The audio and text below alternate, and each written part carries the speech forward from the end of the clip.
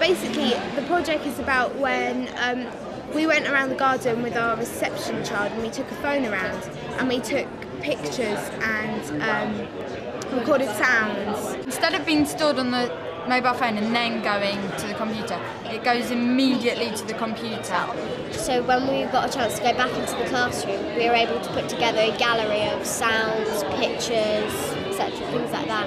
You can pick your favourite pictures from your store, or you can use pictures of somebody else that other people have taken. And you can create your own gallery and decorate it. And so you have a virtual nature trail, and then you have the one you actually did. So there's a paper one and then one on the computer. And in the garden there's little tags that show the number, and that would be maybe by a flower with a mini beast on.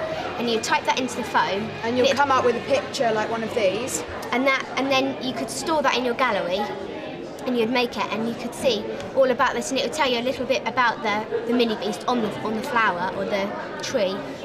This is the gallery made by another girl.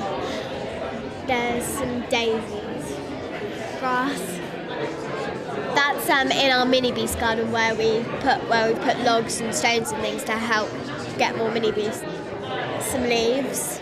So basically, she just took pictures of things around the garden that they thought would be good for their gallery and it would help them in the future with their project.